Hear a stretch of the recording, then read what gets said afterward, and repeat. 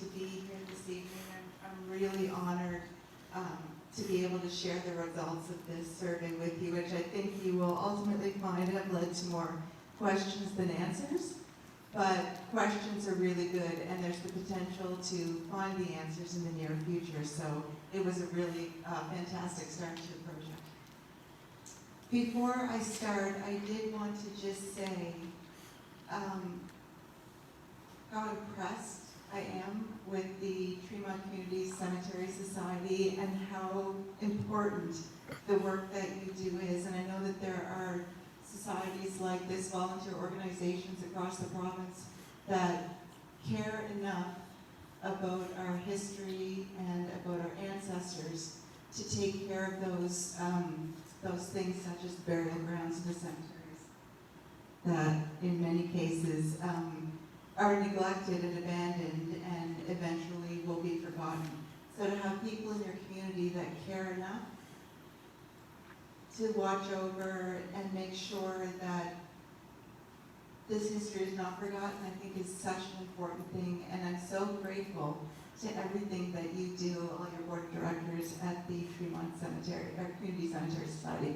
It's just really, really wonderful, and you don't get enough credit for the work that you do. So thank you very much for inviting me to speak. Over the summer, as Pam said, we did a ground-penetrating radar survey at Fort Anne National Historic Site in Annapolis, Rome. And they were looking to see if we could find, like the Tremont Cemetery, they had a section of cemetery with no grave, existing headstones or grave markers. And they wanted to look for, they believed there was an Acadian cemetery that dated back to the mid-17th century on the property where within the Garrison graveyard as it exists today, but there were no headstones. There were no grave markers. There was nothing to indicate whether or not that Acadian cemetery did indeed lie within the Garrison graveyard. So Parks Canada called us in to see if we could do this. We did a very successful survey on site, and I think that's how Pam came across our name and eventually reached out to us to see if we might come and look at the plot for the sick and poor people in the Tremont Cemetery, which we were absolutely delighted to do. Forest Heritage is in fact an archaeological consulting firm. So what we typically do, we do archaeological excavation, archaeological resource management, that sort of thing. But we also do a lot of what we call geophysics, which includes ground-penetrating radar and other remote sensing technologies to see what lies beneath the ground surface without disturbing the surface. So this is relatively new technology that's being applied to archaeological work. And it's actually really phenomenal technology. And it's so perfect for looking for unmarked burials, in particular historic burials, because we can see below the ground surface without disturbing in any way the ground itself. So we can get information about things that we cannot see without actually, having to cause any disturbance to human remains or anything else, any archaeological resources that may be below the surface.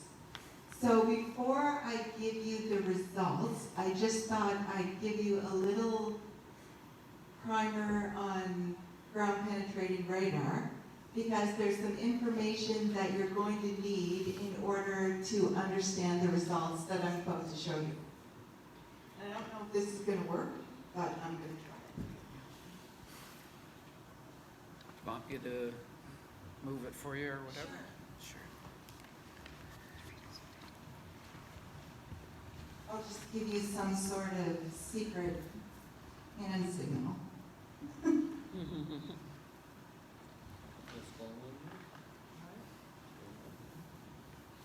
So, ground-penetrating radar, or GPR for short, is it's a technical instrument that can essentially see below the ground surface. And the way it does that is it sends electromagnetic waves into the ground, and when it hits something, it can be something structural, it can be something quite physical, or it can just be some sort of difference in the composition of the soil.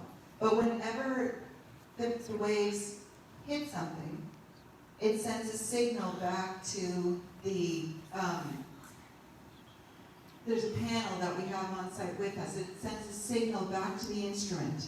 And depending on how long that signal, it takes for that signal to travel, from the time it hit whatever it's hit, back up to the instrument, that would tell us how deep a particular feature or anomaly is below the ground surface. So we measure that the time and the amplitude of these features, of the signal reflections, and it generates a data set that we can then look at and interpret and see what the instrument is picking up below the surface. What's fantastic about the GPR is that it can actually see below ground surface up to 3 meters in depth, which is remarkable. It takes some expertise, which I don't have, but my business partner has, to actually process the data and interpret the data effectively. Because what you will see when I show you what the results of the data look like, it kind of looks like a medical, like an X-ray or like a CAT scan almost. So you can't actually see, you won't actually know. It doesn't like come up with some indication that, oh, this is a burial, or this is an old foundation, or this is a well. But with enough experience and expertise, it's fairly reliable for us to determine what it is that we're seeing under the ground surface, even though we can't see it. I should say that I can never say for certain what an anomaly represents, unless, of course, we actually break ground, dig, and actually excavate and see what it is we're seeing. But we've done numerous investigations on historic cemeteries, and we're very confident that we know what a unmarked burial looks like in the data. So,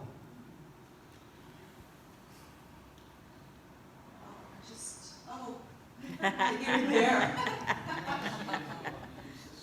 Does that one?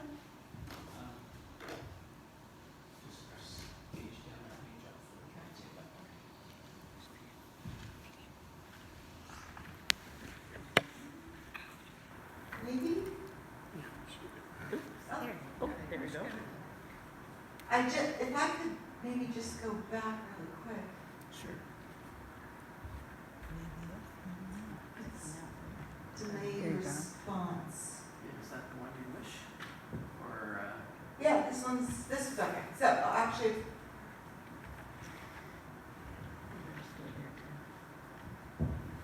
might go smoother if you stay with me. okay. Can you go back one?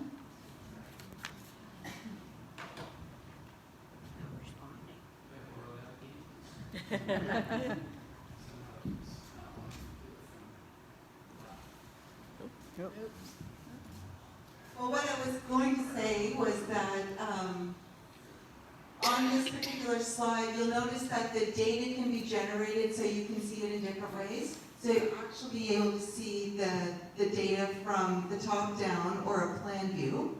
So as if you're a bird looking on top, and you've been able to peel off the soil, and you can see, through the ground and see what's below it. So we can see it from the top down, but it also generates the data in profile view, which is what looks like a CAT scan or something like that.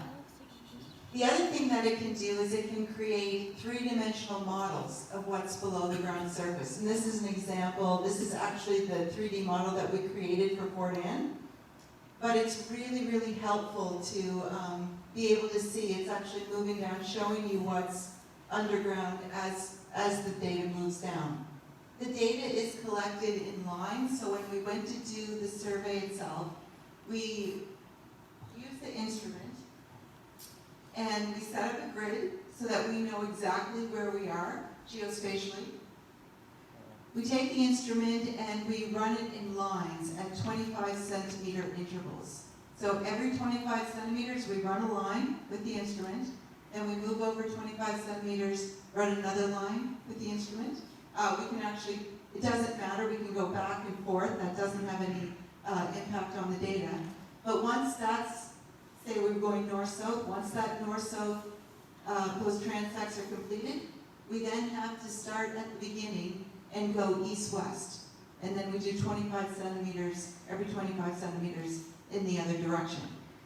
We do that in order to create enough data to generate three-dimensional imagery, which is what you're seeing here. It can give you a cross-section of the ground surface, as I said. The results are seen in real time, so there's an instrument on the GPR. So as we're walking, we can actually see, right in real time, whether or not the instrument is picking up anomalies.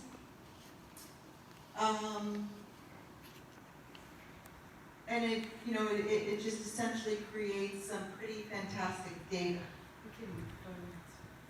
This is what the GPR looks like. It looks like a lawnmower.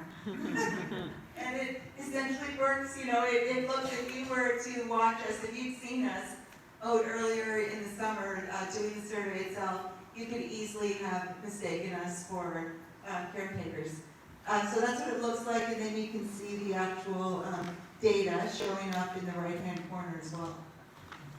The GPR itself, the instrument, is the little yellow box that sits on the bottom of the cart. And again, this is some data from Fort Anne, but what we're also able to do in most cases is we would typically, in doing a survey, we would bring UAVs with us, commonly referred to as drones, although I was told never to refer to them as drones because in some cases drones refer to weapons. So we call them UAVs, or unmanned aerial vehicles, and normally we would bring a UAV with us to the site and we would capture overhead data at the same time that we're capturing data below the ground surface. And we can actually not just take images of the ground surface, but create three-dimensional models of that as well. And that's what this is showing you. It's actually showing you the actual topography of the ground surface. There's trees, there are existing headstones, and so on. And then, can you see a little white square on the left-hand side? That's actually our grid. So we lay down tapes and make sure that we know exactly where we are whenever we're doing this kind of work. So we weren't able to do the UAV footage here because apparently we're very close to an airport. And that prevents, we're not legally allowed to fly UAVs in an area such as this. So we weren't able to do it, but we normally would do it. And what we would do is when we actually do the survey itself, we can integrate the above ground data with the below ground GPR data and create a three-dimensional model both of the surface and below the surface. So it's pretty exciting. We weren't able to do that in this case, but normally we would do that.